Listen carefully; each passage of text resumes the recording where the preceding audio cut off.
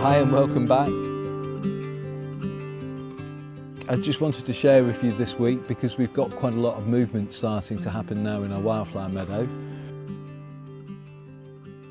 There are some fantastic bulbs that we've actually put in the autumn that are starting to come through as well, which are helping to now complement the native cowslips, which have done really well. And again, the bees have been absolutely loving these flowers for the last few weeks. And we've now, in the last week, the campion is really just starting to come up and open, and all of these are going to develop into lovely pinky buds and pink flowers. And again, the bees will be in here, the butterflies will be in here, and it's really starting.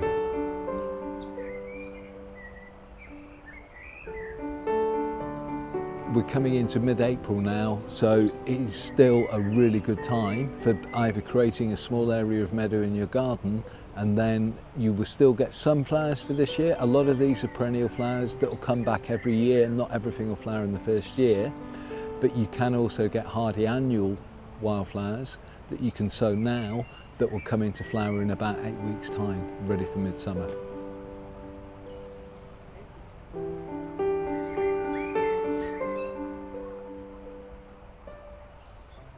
Just down in the base here, one of the things that we've been looking at, and I've been pointing out in my clients' gardens where we sowed it last autumn, is yellow rattle, which is a fantastic little yellow annual wildflower that we always include in wildflower turf, which is how it originally got to our site. But we do actually, in a wet year, we'll actually overseed with yellow rattle as well, because it's parasitic to the grass, so it weakens the grass roots as it grows. But this time of year, it's just starting to pop through, and you can see the long elongated leaves and tiny little serrations on the side there. So this is, I haven't got as much as I'd hoped for, but it's really encouraging that I've still got some more coming through this year. We're quite often a bit later up here with things coming through, but this little patch is quite dense with yellow rattle seedlings just coming through.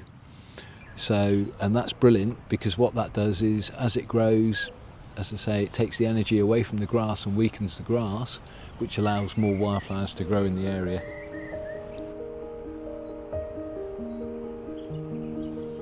If you're looking to create a new section of meadow in a garden, for example, particularly in an area that's been grown as a lawn before, ideally you want to remove the topsoil initially first, which is going to take away the richest, most fertile soil and leave you with something that's a bit poorer to be able to seed it into. And then ideally, obviously, if you can, wildflower turf gives you an instant finish and will create a meadow very, very quickly for you. But if you're looking to do something from seed, one way is to rip out in the autumn as much grass as you can from an area, almost so it's bare soil. Then sort of October time, September, October, you want to get in and apply approximately 2 to 3 grams of yellow rattle seed per square metre. And basically the following spring, that's then going to be growing on the base of the grass roots, which is going to help to weaken any grass, because grass is one of the first things to start moving, and grass will grow a lot quicker than the wildflower. The wildflower's now starting to move, now we're into April, but the grasses started to grow probably in February, as soon as the temperature started to warm up a little bit.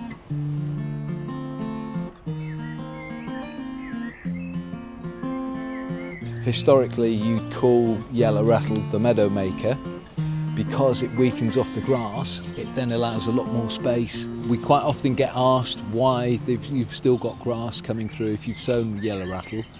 Yellow rattle is an annual, so it will, over a course of several years, weaken the grass, but it's not instantaneous.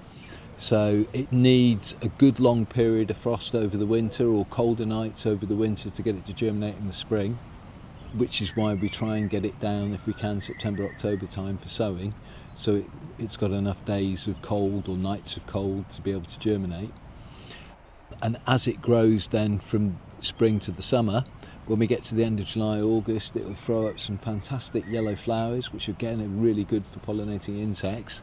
And then later on, as you go through August, September time, you can actually hear, it gets its name from the finished flowered stalk, which then rattles as you brush past it, and you can actually hear it moving in the meadow. So we always have a balance, because the finches also like to eat the seed, but if we can get enough seed to drop to the ground before we do the autumn cut, then we can ensure we've got a colony of yellow rattle coming down every year.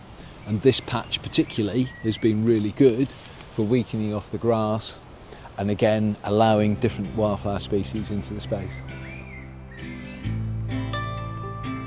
This area will be absolutely stunning. If it carries on being warm into this next week, we'll really start to get a lovely shine with the tulips against the cowslips and against the campion, which would be really great.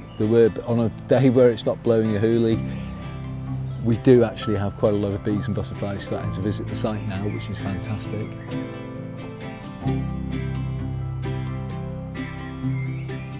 And we've got Mayflower, or cuckoo flower as I sometimes call it, just coming at the back, which is the little lilac-y pink flower at the back of the meadow there. As it grows, it actually looks very, very similar to a weed called bittercress, which is one of the incredible weeds that we looked at. The way you can tell the difference is this actually suddenly shoots up with this lovely lilac-y pink flower. And we can see the beetles, which are already eating the dock, which is quite handy. So, but in leaf stage, the cuckoo flower or mayflower, when it traditionally used to flower, it's really, really good for pollinating insects. Within this area of meadow, as you can see, the campion, which is this lovely pink flower, is just coming out now. This has been in the last 7 days, it's suddenly taken off. But it's a really good wildflower again for dappled shade and sort of woodland situations as well. And we've just added, even though this is mainly a wildflower area, we have actually added a few bulbs just for an extra bit of colour and interest for the spring. So it just gives us a lovely bit of contrast. And then we've also got some Camassia in here as well, which will flower later on in the year with a blue spike. Again, normally we would expect end of May, June for flowering, but as you can see, we're in April and these are just coming into flower now. Sunshine and a bit of warmth and they'll probably be open by next weekend, and you can see another cuckoo flower or mayflower just at the front in flower there as well. Don't forget, even with a wildflower area, you can add bulbs to give you extra seasonal colour and interest. The insects that are coming in for the wildflower will also come in and visit the flowers and the bulbs that you're adding, and it also means that your season goes on that bit longer. There is a whole host and range of perennial wildflower coming in here, but by having the tulips and by having some of the spring bulbs in here, it's giving us a longer season of interest. And of course, from our point of view, it creates a stunning look for the spring.